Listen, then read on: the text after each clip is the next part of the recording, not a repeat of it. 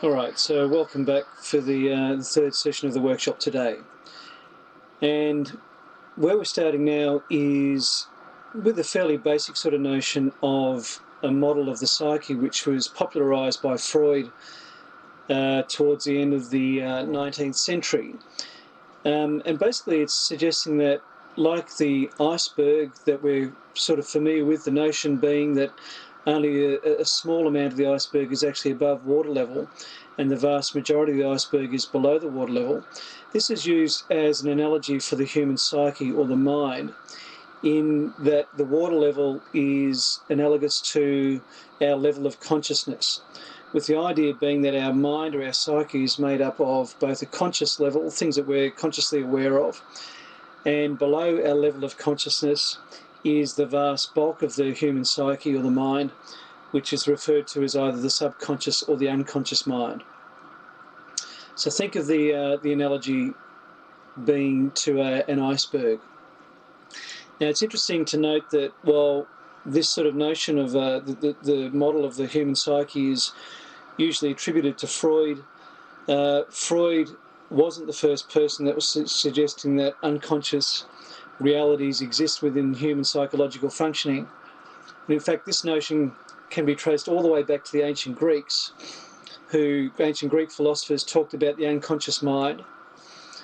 And my guess is also that pretty well all indigenous cultures throughout the world, including the Indo-European world, also had notions of there being an unconscious mind.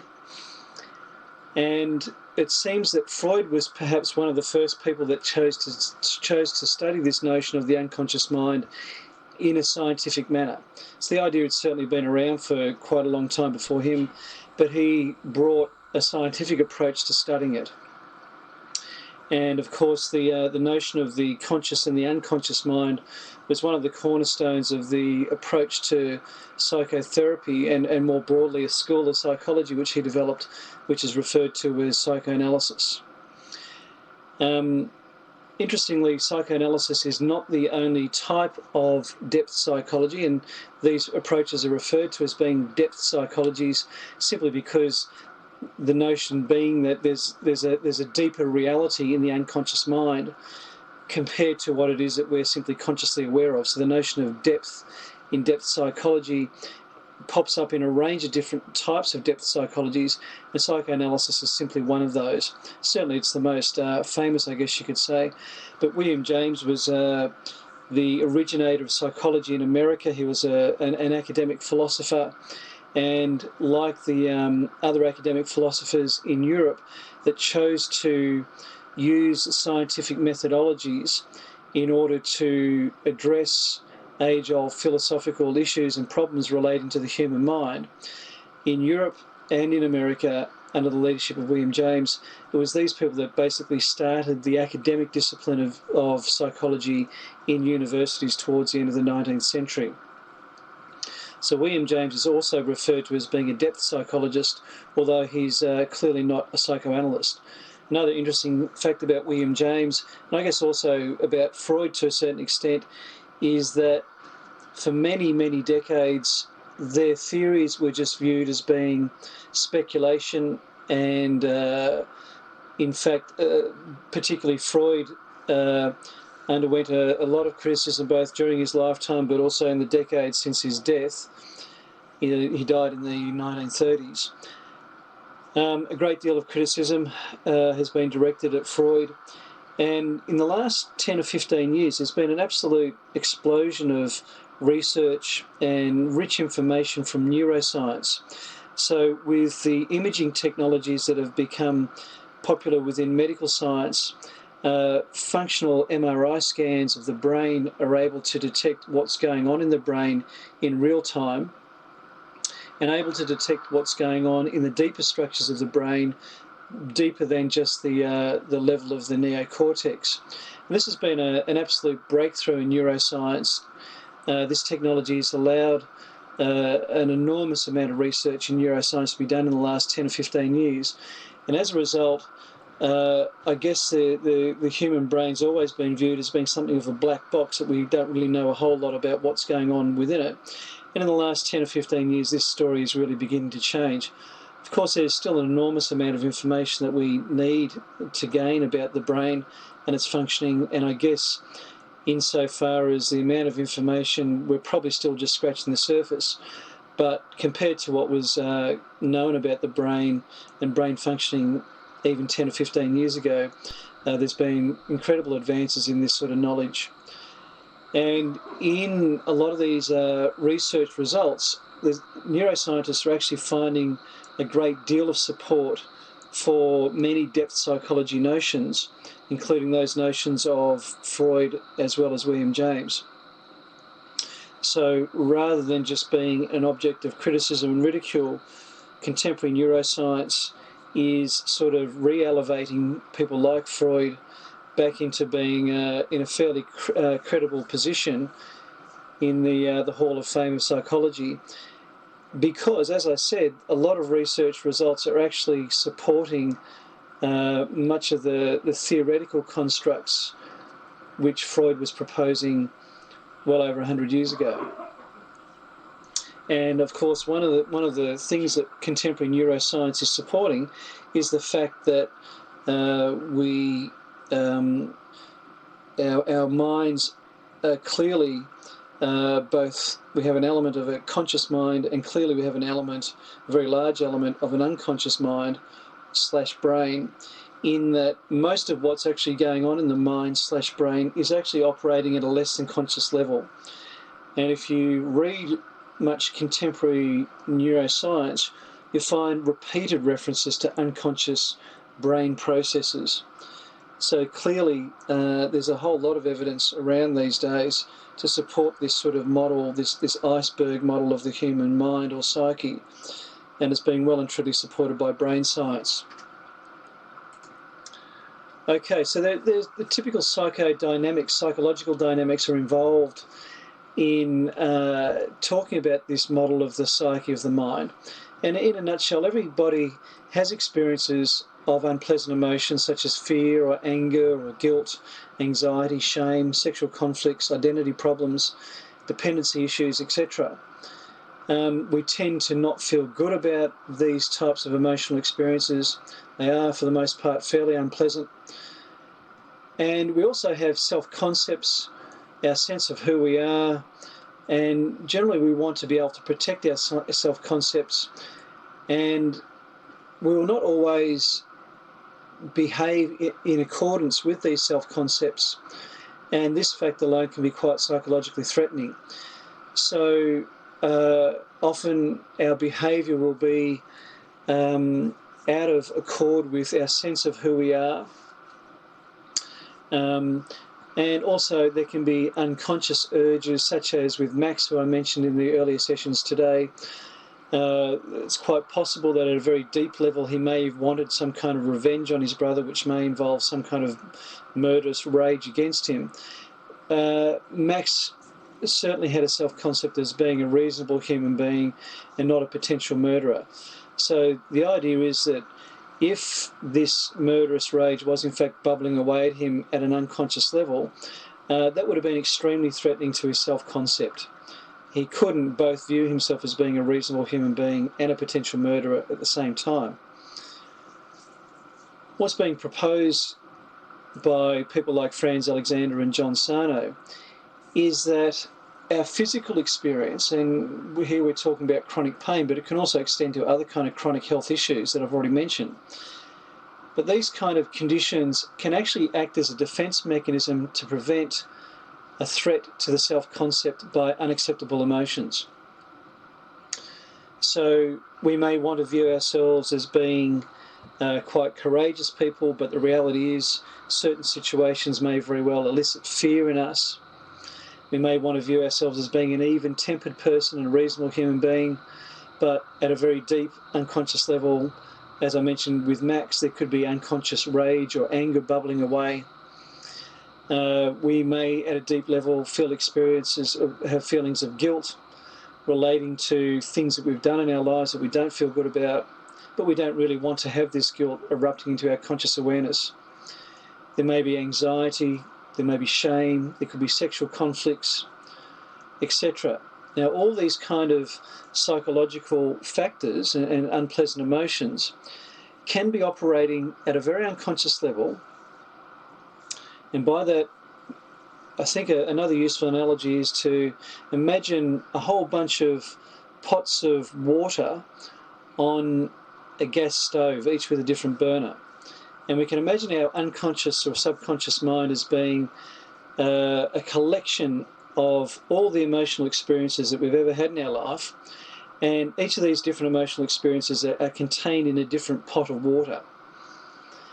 And a lot of this stuff is being on a gas stove. We can consider it to be on a low simmer.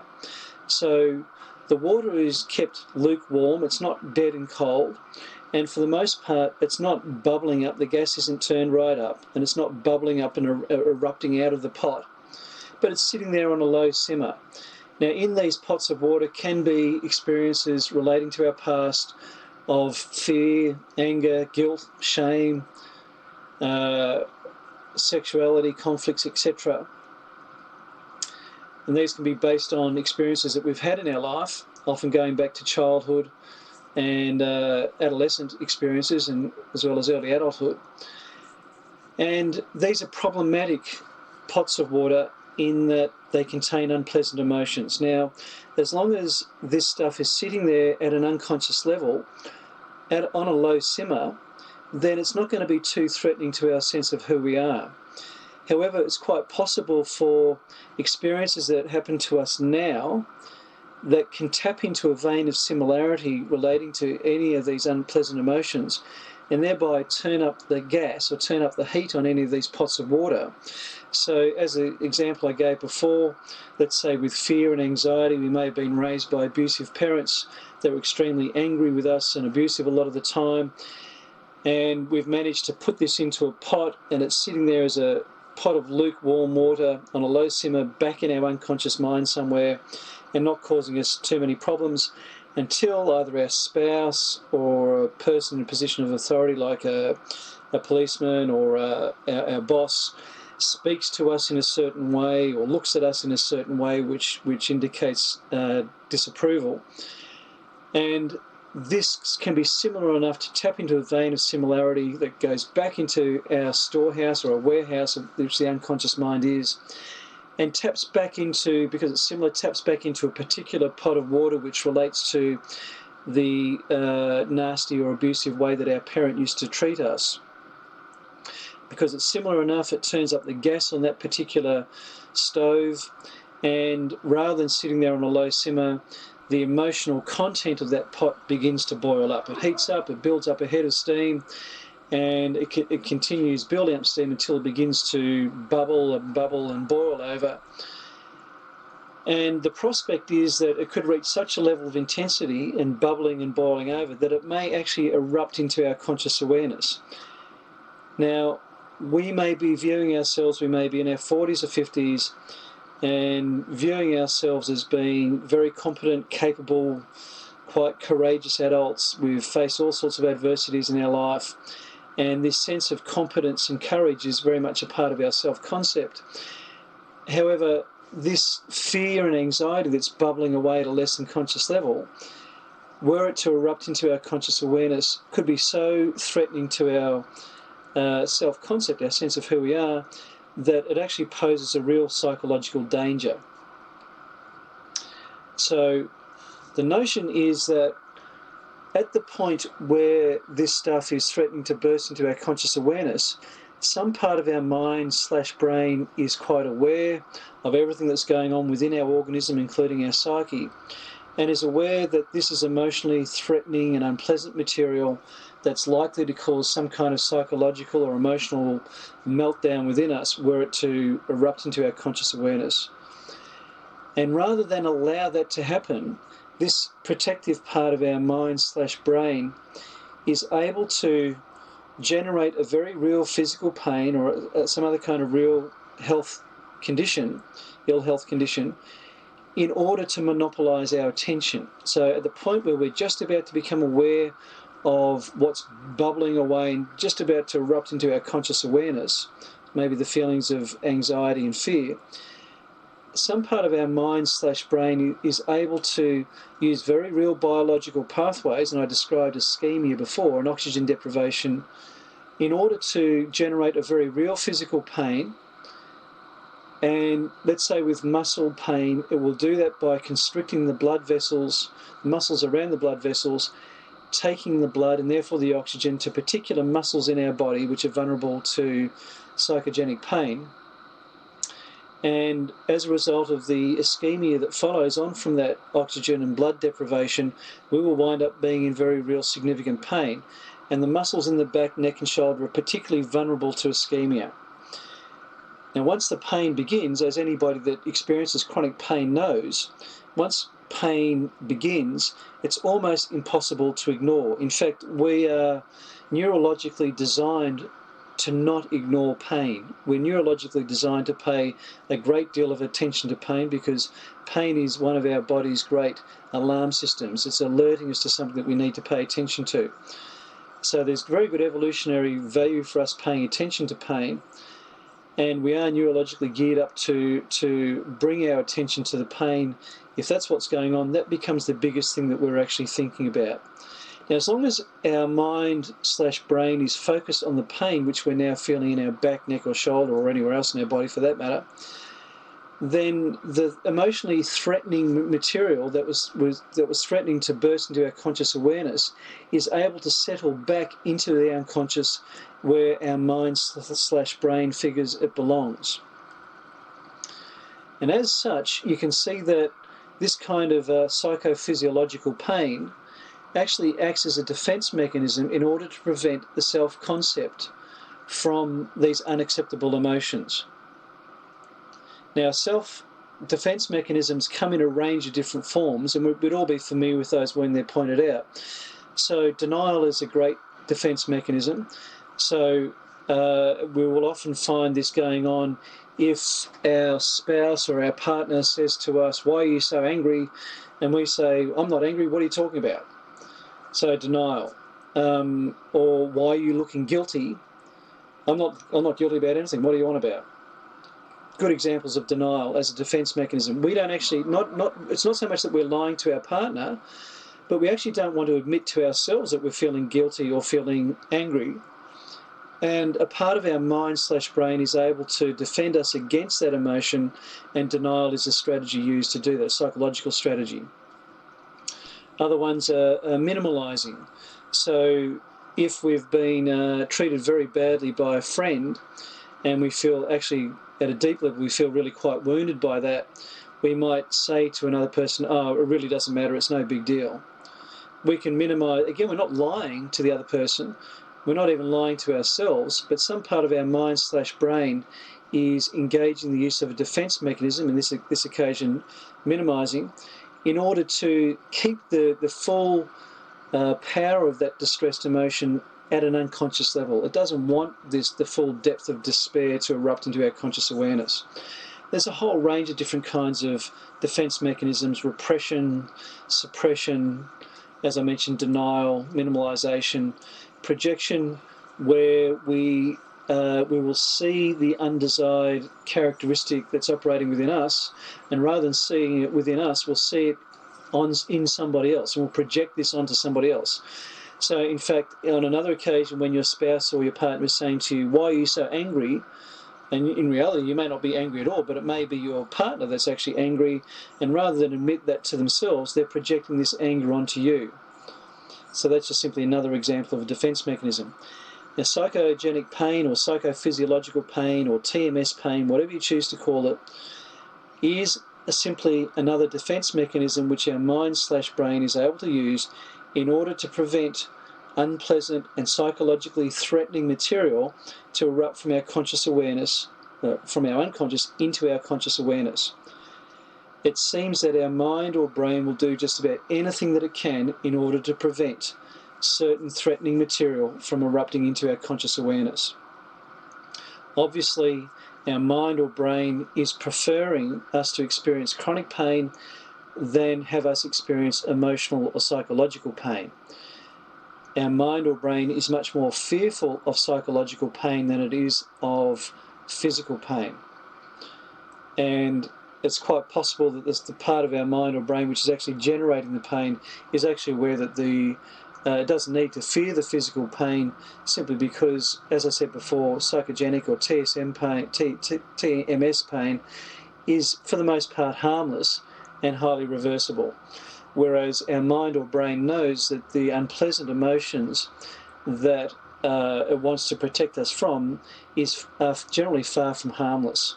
They can be quite harmful to our emotional well-being, our equilibrium, our sense of who we are, and also they can lead on to all sorts of behaviours which we may regret. Had Max ever confronted his brother in a very angry way and got in touch with the full rage of emotion that he was experiencing at a fairly deep level, and been violent or even killed his brother, then clearly this is a behaviour that Max didn't want to have to deal with, much less the damage this would have entailed to his self-concept. So we can view this psychogenic pain as being simply another defence mechanism which our mind or brain is able to utilise. The purpose of the pain is to push our attention away from the threatening, unacceptable feelings. And our mind or brain will choose a pain as a distractor which is unlikely to be recognised as being emotionally induced or psychologically induced. If our mind or brain chose to locate a pain in a part of our anatomy that we've actually never damaged or hurt in any way whatsoever, there's the chance that we may simply not be impressed by that pain. We may not pay a whole lot of attention to it. And the purpose of this pain is to monopolise our attention.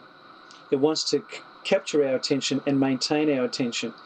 And choosing to locate pain on a part of our body that we're going to be unimpressed by because we've never actually hurt that before is probably not going to do the job.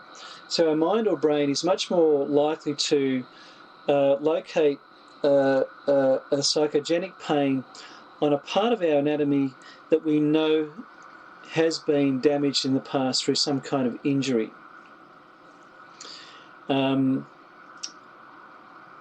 I experienced, quite a few years ago, I experienced an extreme pain in my foot.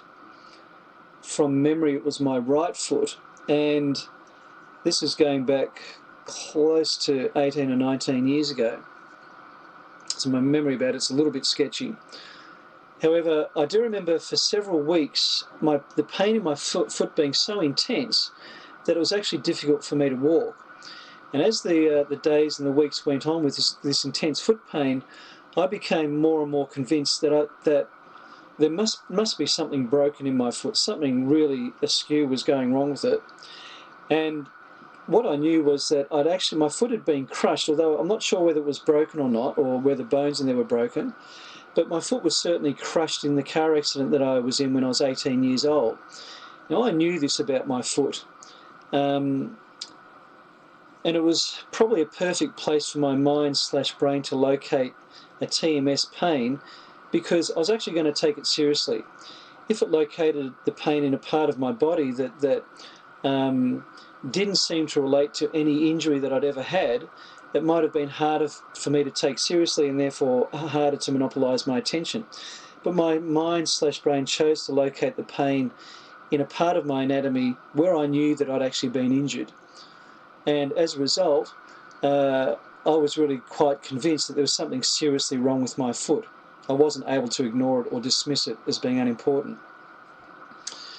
Now, it just so happened that this experience of foot pain came about not long after my wife and I had relocated our family from Melbourne and moving up 2,000 kilometres to the north of Melbourne into an area where we had no contacts whatsoever, no family support. We didn't actually have jobs when we made the move. We moved our two young children with us, took them with us, of course, taking them away from their grandparents who loved them very much. And we opted for a tree change adventure. It was actually quite a risky thing for us to do, in that as I said, we didn't know anybody in the bush area that we moved into. We had no jobs lined up. We had no income, and we had 2 young children that probably needed a stable, and certainly needed a stable environment, and an environment that was going to work for us, for all of us. And so this tree change in our life was fraught with potential risks and dangers for us. Now, I was very optimistic and positive about the prospect of making this change. I was really quite convinced that it was going to be the best thing for our family. In hindsight, it certainly turned out to be the best thing for us, for our family, and for our kids. It was a wonderful choice that we made, but I didn't know that at the time. And at a fairly deep level, it's quite possible to me that bubbling away was a whole lot of anxiety and a whole lot of doubts as to whether I'd done the right thing by creating this change in our lives. And being an optimistic and positive person, I used the defence mechanisms of repression and suppression in order to keep these fears and these doubts and anxieties pushed down at an unconscious level. And I figure at some point these fears and anxieties were threatening to burst into my conscious awareness regardless of my efforts to keep them pushed down. And at this point, my mind/brain chose to give me a great whack of pain in the foot. And it most certainly monopolised my attention for the few weeks that I had it.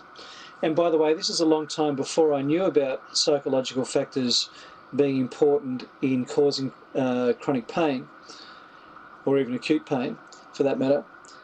So I had no psychological understanding of this. And as a result, I wasn't able to make any kind of psychological sense of the experience. After a few weeks, I did go along to a GP. I wanted my foot x-rayed because I was quite convinced there was something broken in there. When the x-ray results came back that showed that my foot was actually totally fine, there was nothing wrong with it whatsoever, the foot pain went away and I never had it again. So in a sense, the x-ray kind of blew the cover of the smoke screen, and my mind/brain couldn't keep on insisting on placing a pain there when I knew that there was actually nothing wrong with it whatsoever. So it had to give up on that one. But that's a reasonable example of chronic pain. In fact, it wasn't a chronic pain at that point. It was only an acute pain operating as a defence mechanism. And I gave the example earlier this morning of my chronic groin pain, which lasted for 18 years, as being an example of an ongoing defence mechanism which my mind/brain chose to engage rather than have me get in touch with the psychological trauma relating to my car accident experience.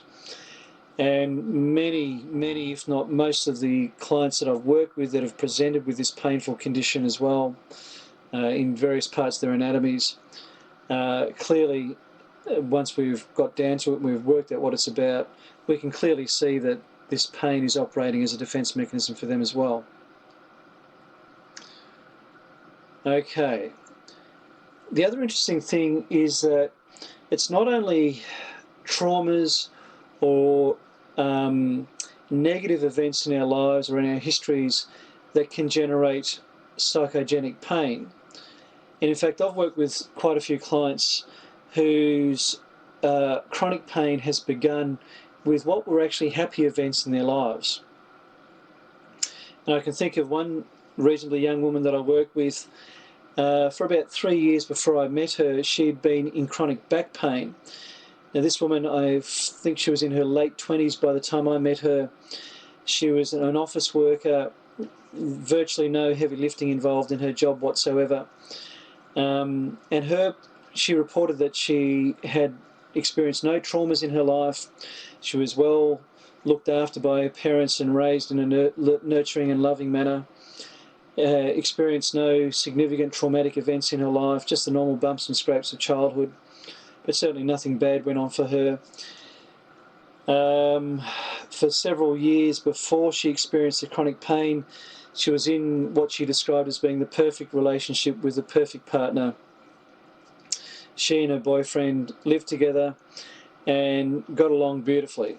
And as I said, she describes her relationship with him as just being simply perfect.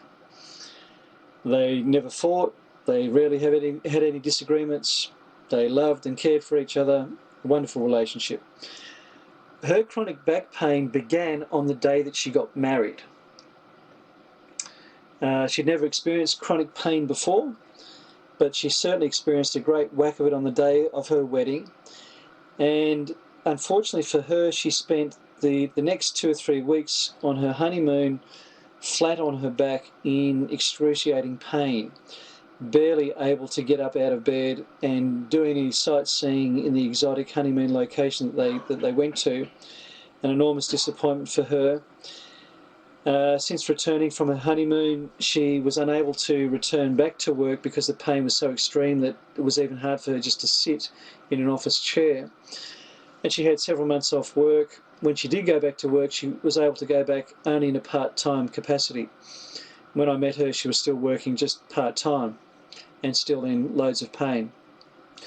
The only thing going wrong in her life was certainly not the relationship, but it was the painful condition that she was experiencing and all the implications that the pain had for her in her relationship and all the limitations that it created for both her and her husband. All the things that she couldn't do and they couldn't do together. Now, she made sense, following the cues of a physiotherapist, she made sense of her chronic back pain on the day of her wedding. In fact, it was only at an acute phase at that point, in light of the fact that she wore high-heeled shoes on the day that she got married. And she usually avoided high-heeled shoes, as she knows, as do all of us in our culture, that high-heeled shoes are very bad for the back. So there's the significance of a health warning that's permeated our culture. And she knew before she wore her high-heeled shoes for the day of her wedding that high-heeled shoes would be bad for her back, but she figured she was only going to be doing it for one day, and surely the consequence couldn't be so bad just after one day. So you can see that she was already primed into the prospect of experiencing back pain by the belief that wearing high-heeled shoes does cause back pain. Of course, this information has been given to us by the very helpful, in inverted commas, pain industry that comes out with an enormous list of do's and don'ts and things that we need to be fearful of. It reached a ridiculous level for me a few years ago when I heard a chiropractor talking on the radio, in all seriousness, warning people against the damage that can accrue to our spine as a result of sitting with our wallet in our back pocket. Now, maybe my wallet's never been big enough to cause a whole lot of pain, and there's a real possibility of that. And maybe he's only referring to people that have fairly large wads of money in their wallets that makes their wallets big enough to actually produce pain. But it struck me as being an absolutely ridiculous proposition that we now needed to be fearful of our wallets. Add that to the list of things that can cause serious damage to us, in addition to obviously moving vigorously and using our bodies in the way that they're designed to be used, but also not just moving, but actually sitting still. The completely benign activity of sitting in a chair is now also viewed by chiropractic and physiotherapy experts, or some of them at least, as being a highly dangerous thing for our body. Okay, so this young woman was already primed to experience an acute pain in her back. I suspect that the high-heeled shoes had absolutely nothing to do with her experiencing pain whatsoever. Just like having a wallet in your back pocket, in reality, has nothing to do with generating pain in your back. The only relevance that your wallet could be if you simply don't have enough money in it and you've got an enormous amount of anxiety going on and you feel grossly inadequate in life because you don't have much money in your wallet and you don't have great prospects of more money coming into your wallet, and so there's a psychological factor in relation to your wallet which could actually generate pain, but just simply the size of the wallet itself is entirely unlikely to produce anything. Just like wearing high-heeled shoes for a day is not going to give you 3 years of back pain. Okay, so what did cause this young woman's pain? Well, call it Murphy's Law of Relationships, and I don't know if it's an urban myth or not, but we've all heard about people that have ruined the perfect relationship by going out and getting married. Up until that point in time, their relationship was absolutely wonderful. They never fought, they never argue, everything's great, and they go ahead and wreck it all by choosing to get married. Now, whether this actually happens or not is not the issue. I think the notion is a part of our culture. Personally, I don't know anybody that's happened to, but I know of the proposition that getting married could actually ruin the perfect relationship. And so this fear is bubbling away at a less than conscious level in this young woman who's getting married, wearing high-heeled shoes. And rather than allow this fear to erupt into a conscious awareness, her mind/brain does something that it considers to be helpful by giving her a great whack of pain in the back. Now, how could this possibly be helpful? Well, what her mind or brain was wanting to prevent happening was prevent her from becoming flooded by fears and anxieties about the prospect of getting married on the day of a wedding. What would she do if this fear erupted into a conscious awareness at 9 o'clock the morning that she was due to get married? Would she get cold feet and back out of the wedding? Would she disappoint and maybe crush and destroy her perfect fiancé? Would she greatly disappoint her parents that had put money and invested time and their hopes and aspirations into the wedding? Not to mention all the guests, their friends and extended families. How would she explain this to her, not only her fiancé, but to her whole family and all of her friends? And how could she possibly do this without coming out looking very much like a rat, and even perhaps more importantly, viewing herself as being a rat? So you can see that if this fear and anxiety was to erupt into a conscious awareness, there's simply no easy thing that she could do with that. She could persevere with the wedding and just simply do it in a highly anxious and fearful state. And that probably would have been apparent to her fiancé and to all the guests involved as well. Or, like I said, she could pull the pin on the wedding at the last moment. A whole lot of downsides go along with that proposition, with that possibility. Or she could simply persevere, get married, but in order to do so, she needed a massive distraction away from this fear and anxiety to ensure that it stayed at an unconscious level. And as I said before, there's no greater distraction than pain. You simply can't ignore it. So on the day of her wedding, she was in a load of pain, but she wasn't feeling fearful. She wasn't feeling anxious. She wasn't giving any airspace to this notion of pulling out of the wedding. She was doing what she considered to be the right thing by her fiancé, by their families, even by herself, by going ahead and getting married. She was clearly doing what she thought was the right thing. And her mind/brain figured it was better for her to cope with the physical pain than to cope with the emotional pain, which is basically the fear of things not going well. An additional fear was, what if it turns out that she proves to not be a great wife? Or the husband turns out not to be a great husband. He was a great boyfriend and great fiancé. But what if it turns out that he becomes not such a great husband?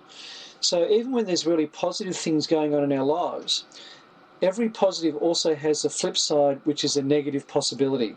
Another client that I worked with had extreme knee pain. And this guy was a teacher, a high school teacher. And after 4 years of study, all of his friends decided to finish their academic careers and go out and get teaching jobs.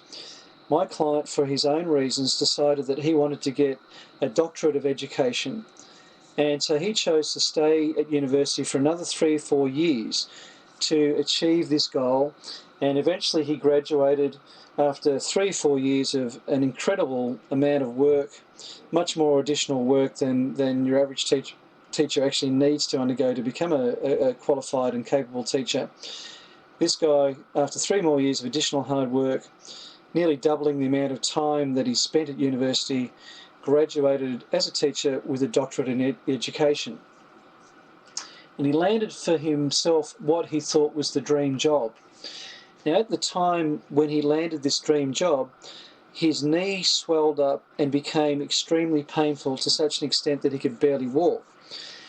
I guess because his job wasn't physically orientated, he was able to still teach, but he did it with an incredible level of discomfort and a high level of disability. I saw him a couple of years into this process and introduced him the possibility. I mean, there were physiotherapists and physicians that examined his knee and concluded there was simply no adequate physical explanation in terms of structural pathology of his knee that could possibly explain the high level of disability and pain that he was experiencing.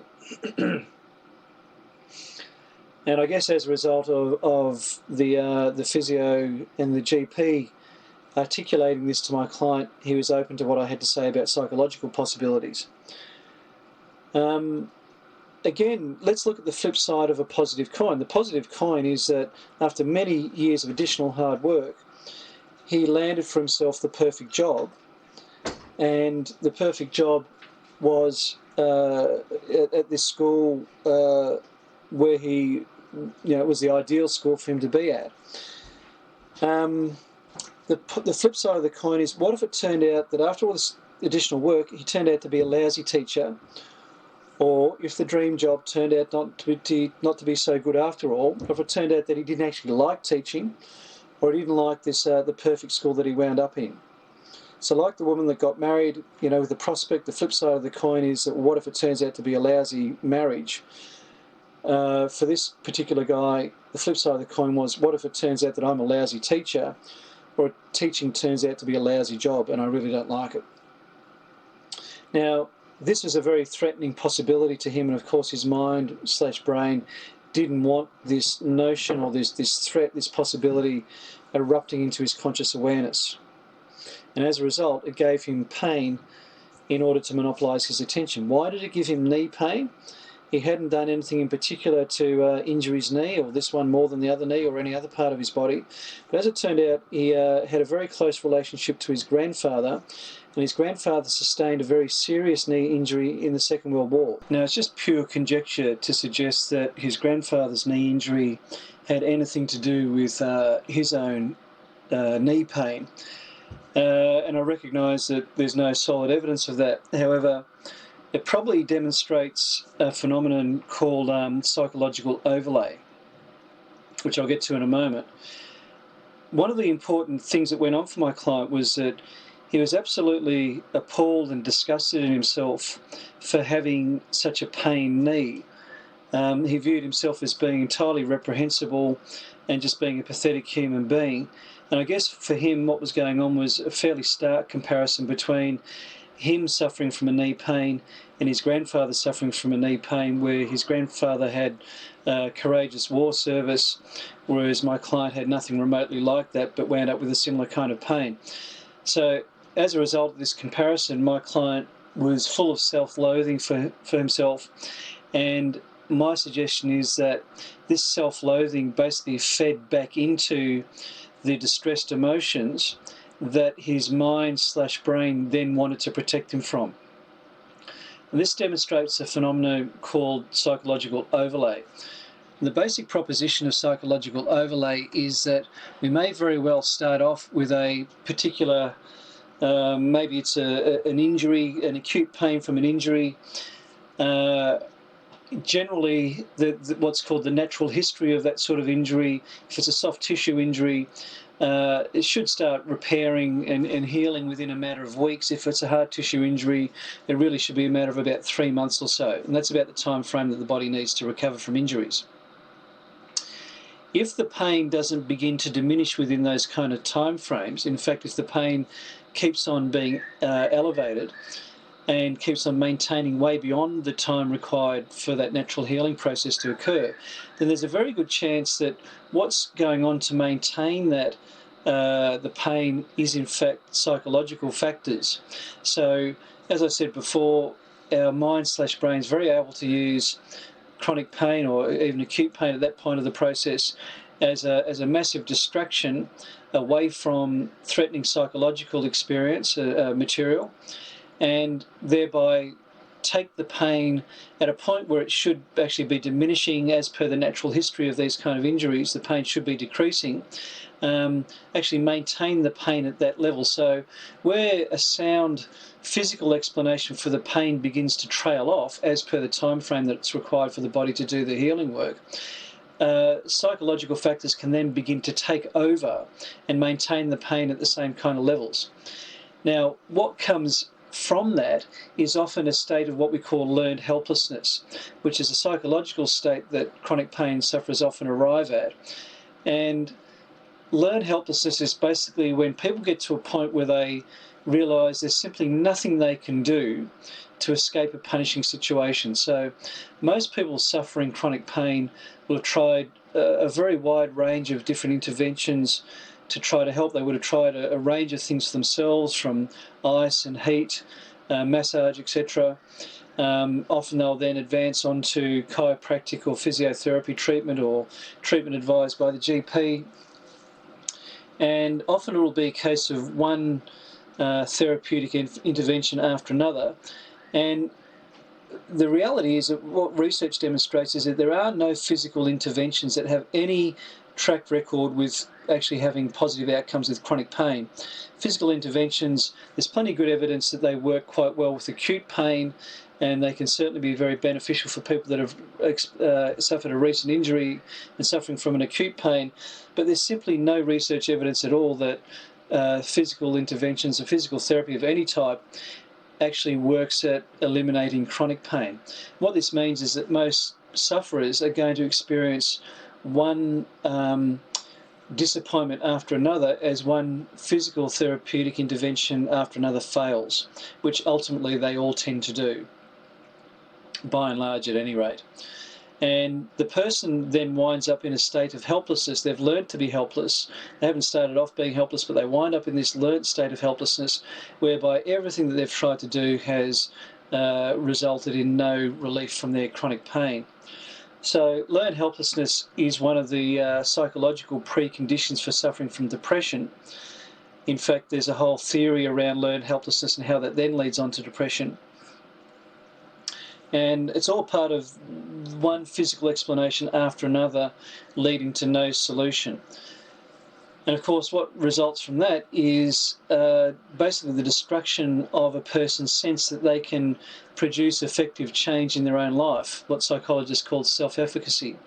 And being in chronic pain and having one therapeutic attempt after another failing, and one explanation offering no solution after another, a person can very easily wind up with destroyed self-efficacy or destroyed sense of them being able to produce any kind of effective change in their life.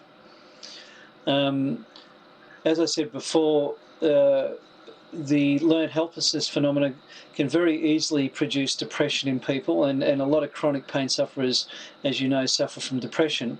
And there's what we call the cognitive triad of depression, which entails a negative view of the self, a negative view of the world, and a negative view of the future. So when chronic pain sufferers wind up with destroyed self-efficacy, then that's clearly a negative view of themselves. The learned helplessness has got them to a point where they have a very negative view of the future. They just don't think that anything helpful is going to eventuate from any of the interventions that they've tried. And it's fairly easy to flow on from this to a negative view of the world. And basically, this sets people up very well for suffering from depression. So depression often follows from chronic pain.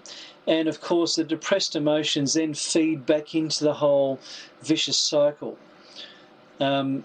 Also, there's pain catastrophizing. So when people are extremely focused on the pain, which of course is very normal to do, and it makes a whole lot of sense when we're talking about an acute pain, because an acute pain is resulted from an injury, and we basically need to take the pain messages very seriously, not necessarily catastrophize about them, but certainly take them very seriously in order to ensure that we allow the body to do the healing and the recovery work that's required. However, when we're talking about chronic pain, again, keeping in mind that there's simply no evidence that chronic pain results from an injury, because the body's already done the healing work required a long time before somebody's going to end up being told that they're experiencing chronic pain. when it comes to chronic pain, pain catastrophizing is certainly a very unhelpful phenomenon, but of course it's what tends to happen with a lot of people. It results in an extreme focus on the pain, a hypervigilance to any pain sensations, a hypersensitivity, and on a mental, cognitive level, basically ruminating about the pain, viewing it as being a terrible disaster in their lives, viewing it as being a catastrophe that there may not be any returning from, etc. And all this is going to generate even more distressed emotion. And of course, all this distressed emotion then feeds back into the distressed emotions which were generating the pain to start off with. And this creates something like a vicious feedback loop where it just simply intensifies the pain. And this is what we refer to as psychological overlay. It may even be that the pain simply began with an injury. It was a very physically based cause. Somebody might have fallen over or twisted an ankle or something like that. At the time in which the physical recovery process should have happened, it's quite possible for psychological factors to then take over as a form of psychological overlay, and rather than the pain naturally diminishing with the body having done the physical repair work, psychological factors can then basically take over the production of the pain and then keep on maintaining the pain. And then all the distressed emotion, the learned helplessness, the depression, the destroyed self-efficacy, the pain catastrophizing, the negative view of self, negative view of the world, negative view of the future, etc., all then can feed back into the distressed emotion, the reservoir of distressed emotion, which kind of set the whole process off to start off with, and basically lead to an ongoing intensification of the pain. So keep in mind that this is something like a negative feedback loop that can keep on then maintaining the pain on and on and on. So in a sense, the person might wind up with two problems. And I actually think chronic pain is really quite traumatizing for many people, depending on its severity. So, what was the issue that the chronic pain initially was there in order to deflect attention away from? What was the psychological pain to begin with? And that's one element. And then the fact of being in chronic pain is likely to produce yet another element of psychological, emotional pain, and basically intensify all that. And then the person's basically got two sets of psychological pain that their mind/brain is trying to protect them from. And this can be why the pain just keeps on escalating, getting worse and worse and worse, and keeps on maintaining itself over a long period of time. Now, as I said before, I have to admit that with any one particular individual that I'm working with, when I'm trying to make sense of what's producing their pain, it's a bit like an archaeological dig. We're kind of looking into their history. We're trying to derive some kind of sense of what's going on for them and look at the emotional impact of these experiences. And they don't necessarily need to be traumatic experiences, as demonstrated by the woman who got married and the man who got the knee pain after getting his dream teaching job. These are positive experiences in people's lives. However, there's often trauma, whether it be the big T trauma or the small T trauma, which people generally tend to dismiss pretty easily and don't view as being traumatic at all, or happy events in people's lives, or dilemmas, unsolvable problems, not necessarily traumatic ones, but just emotional dilemmas with no easy answer to, as per the client that I saw that had the chest pain. So we embark on something of a psychological/archaeological dig, trying to get a sense of what could possibly be the psychological factors that are generating this pain. And there is rarely ever any evidence, any solid evidence, that we've hit upon the right factor. However, you have to consider the outcomes as being perhaps a very valid form of evidence in itself. When people manage to get better, and when I say get better, I mean overcome their pain to such an extent that they no longer require pain-killing medications, they subjectively report to no longer experiencing pain either at all or a radical reduction in their pain levels, and they get back to pre-pain sorts of vocational or recreational activities. This is what I mean by people getting better from their pain, and this is what I regularly see happening in my clients as well when they're processing these ideas. When people actually get better to that extent, then surely that constitutes a form of evidence. Now, it's not the kind of evidence, it's not the double-blind control research study, which is the gold standard in a lot of scientific research, particularly in the biological sciences, simply because that particular scientific methodology is completely unsuited for working with psychological issues, particularly this kind of psychological issue. So there are other forms of evidence that become quite valid, and case studies are a valid form of scientific observation. And with every client that I see getting better, there's basically a completed case study in that, which constitutes evidence, at least for that particular individual. Now, I know with myself, having overcome my own chronic pain, which dogged me for 18 years, and overcoming this pain not through any physical intervention, because none of the physical therapies that I had ever had any ongoing positive impact whatsoever, but purely as a result of processing the psychological possibilities and ultimately seeing the connection between my emotional trauma and my physical experience of pain. There's absolutely no doubt in my mind whatsoever that this constitutes compelling evidence, at least for me, in regards to myself being a case study. It is compelling evidence of this psychological theory.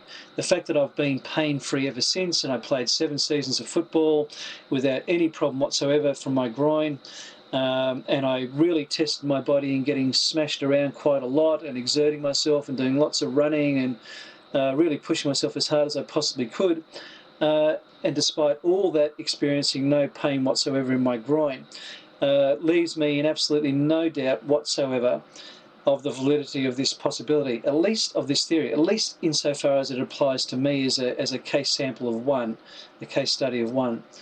However, when I've seen many of my clients also overcoming their chronic pain, then the evidence builds up and up and up, and of course, Professor Sarno, having worked with between 20 and 30,000 people over his career, and seeing, he estimates, well, in fact, he doesn't estimate, he did some clinical outcome studies where it was found around 88% of his patients actually got over their pain as a result of purely processing information. These are not people that were undergoing intensive psychotherapy to help overcome their pain. These are basically people that were physically checked out by either him or by their own physicians to exclude other possibilities that could produce chronic pain, such as undetected infections or cancers. And by the way, people should always be medically checked out to exclude these possibilities before they entertain the possibility that I'm putting to you today.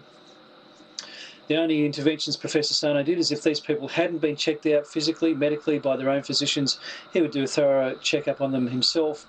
And once he excluded cancer or undetected infections, then he would propose to them that what's going on for them is a psychological or psychologically generated pain. He'd invite them into the 2 seminar presentations that he gave, 45 minutes each, during which he was explaining the same kind of theory that I'm explaining to you today. And he would give a small amount of reading material for these people to go away with. Now, on the basis of that intervention alone, 88% of people that were randomly selected from his case files were people that wound up not being in pain, no longer being on pain-killing medication and getting back to their pre-injury or pre-pain vocational roles and or pre-pain recreational activities as well. So that does actually constitute a substantial amount of evidence. What is the other evidence in favour of this set of possibilities that I'm putting to you?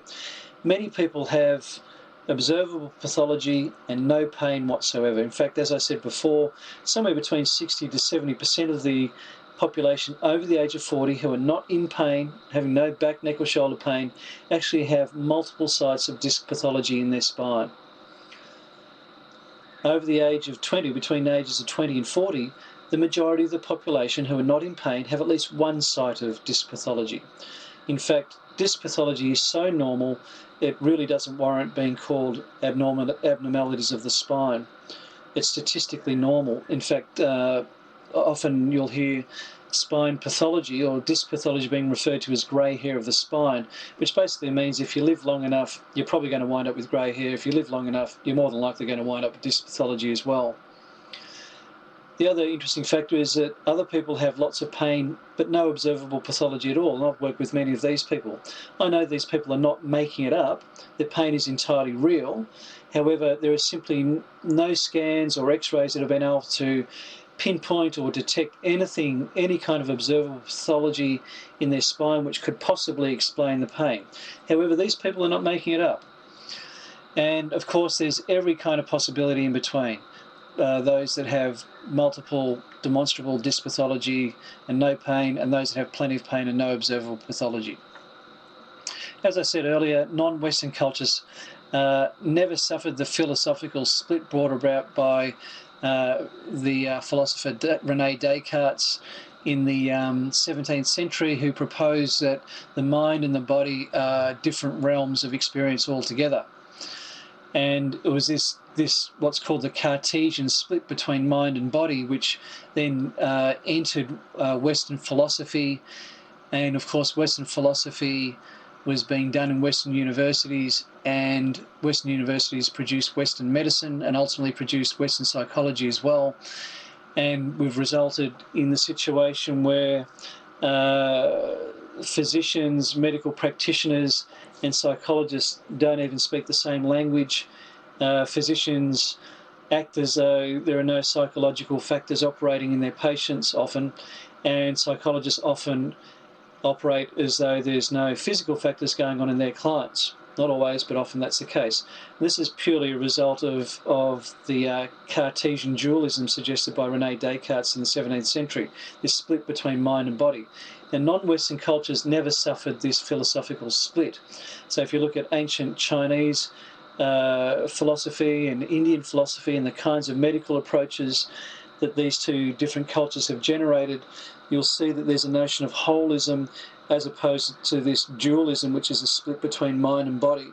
And as a result, they've come up with very different kinds of medical approaches altogether.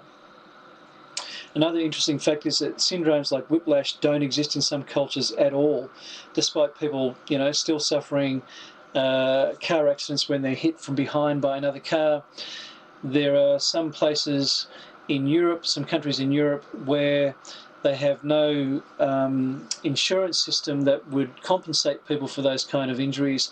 And I don't think it's a long bow to draw to suggest that because they don't have the insurance system that compensates for those injuries, this particular country doesn't actually have neck whiplash injuries at all. People may get an acute injury from being in a car accident, but whiplash is basically a long-term chronic problem, not a short-term acute problem. And there are countries and cultures where no whiplash as a long-term chronic problem exists whatsoever. Humans have always been very physically active, but the current chronic pain epidemic is relatively new. Why would this be the case? Surely there's no structural weakness that have evolved in the human body in the last 50 or so years. That's a complete absurdity. The human body has been strong enough to allow us to become the dominant species on the planet. Humans have always engaged in extremely vigorous hard work, right up until 1 or 2 generations ago. But you can guarantee that our grandparents' generation had nothing like the chronic pain epidemic that we've got going on now, despite the fact that most people are now not using their bodies vigorously for work purposes, and even fewer people are using their bodies vigorously these days for sporting or recreational purposes. We're living in a very sedentary age. People aren't damaging their bodies anywhere near to the same extent as what our grandparents' generations and all the generations before them did. However, there's an enormous amount of chronic pain going on. Okay, as I said before, neuroscience has finally caught up with many of Freud's and William James' contentions. These are the original depth psychologists. And when we come back from the lunch break, I will start by talking to you about some of the evidence that's emerging very recently. In fact, in 2012, very important evidence has emerged from neuroscientific research which very clearly demonstrates a neurological basis to unconscious factors producing chronic pain. And when we come back, in an hour, is that right? Yep. okay, roughly in an hour, we will start by talking about some of this neuroscience research. Okay, we'll see you after lunch.